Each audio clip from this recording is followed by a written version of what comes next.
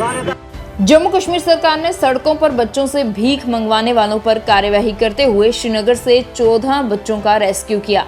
Child welfare committee की प्रमुख doctor Khairun निसा की मौजूदगी में चलाए गए इस अभियान के दौरान श्रीनगर के लाल चौक सहित श्रीनगर के विभिन्न हिस्सों से सड़कों पर भीख मांगने वाले 14 बच्चों को पकड़ा, जिनमें 4 लड़कियां भी शामिल हैं।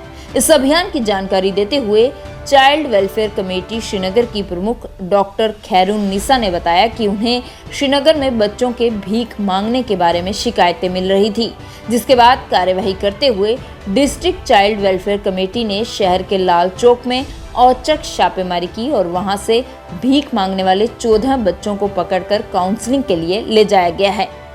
अनाउंसमेंट हुई थी कि ये पूरा हफ्ता 2 तारीख से 10 तारीख तक चिल्ड्रन इन स्ट्रीट सिचुएशन, जो भी वल्नरेबल बच्चे हैं सड़कों पे, उन्हें रेस्क्यू किया जाए और उन्हें प्रॉपर्ली रिहेबिलिटेट किया जाए।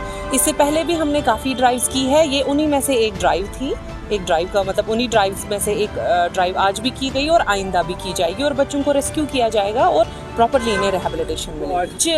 हमने 14 बच्चों को रेस्क्यू किया है। फिलहाल हमने उनको Shalimar children home, government children home भेजा है, जब इनसे रब्ता ना करें। हमारे पास रिहेबिलिटेशन पॉलिसीज़ है, ऐसा कुछ भी नहीं है कि रिहेबिलिटेशन पॉलिसी नहीं है। मसला ये है कि जो बच्चा हमारे पास रहना चाह रहा है उसे हम न्यूट्रिशन, फूड, शेल्टर सारा कुछ दे रहे हैं, अपने चिल्ड्रन होम्स में प्रॉपर्ली रिहेबिलिटेट कर रहे हैं और एजुकेशन दे रहे हैं हम उनको। अब जो बच्चे हमारे पास नहीं रहना चाह रहे, क्योंकि बच्चे का कंसेंट, उसका पार्टिसिपेशन देखना भी बहुत ज़रूरी है। मे बी बच्चा हमारे साथ नहीं रहना चाह रहा है या माँ बाप उसको हमारे पास नहीं छोड़ रहे हैं, तो ये हो सकता है कि 5-6 दिन बाद वही माँ बाप उसको वापस सड़क पे ला रहे हैं। जब हम माँ बाप के हवाले बच्चे को करते हैं, माँ बाप से अंडरटेकिंग लेते हैं या हमें लगता है कि उनका वो फिनेंशियली वो बहुत वीक है, तो बच्चे को एजुकेशन चाहिए, न्यूट्रिशन चाहिए, उसके लिए हम उनको स्पॉन्सरशिप दिलाते हैं गवर्नमेंट की तरफ से। उन बच्चों को मे भी ऐसा होगा कि 5-6 दिन बाद वो वापस माँ बाप उसी चीज़ में उनको मुलव्वस कर रहे हैं अपने बच्चों को। मैं पहले भी बता चुकी हूँ, इसमें इन्वेस्टिगेशन अथॉरिटी अलग है, हमारा काम बच्चे को रिहेबिलिटेट करना है।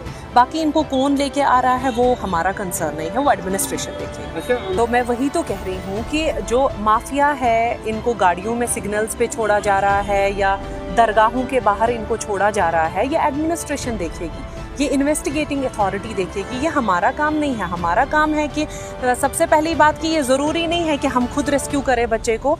चलो, अगर हम तक बच्चा नहीं पहुंच रहा है, हम आउटरीच करेंगे बच्चे तक और हम बच्चे को खुद रेस्क्यू करते हैं। अदरवाइज़ ये आम शहरी की भी जिम्मेदारी है, ये पुलिस की जिम्मेदारी है, ये लेबर डिपार्टमेंट की जिम्मेदारी है कि वो बच्चे को रेस्क्यू करे और हमारे सामने प्रोटेक्शन दे दे बच्चे की। हमें रिहेबिलिटेशन का काम है बच्चे को। ज़्यादातर इसमें जितने भी हमने अभी तक बच्चे रेस्क्यू किए हैं और रिहेबिलिटेट करने की कोशिश की है, वो सब ज़्यादातर नॉन लोकल्स ही है। मोस्टली बच्चे नॉन लोकल्स ही हैं और उनमें से काफ़ी बच्चे रिहेबिलिटेट प्रॉपरली हो चुके हैं।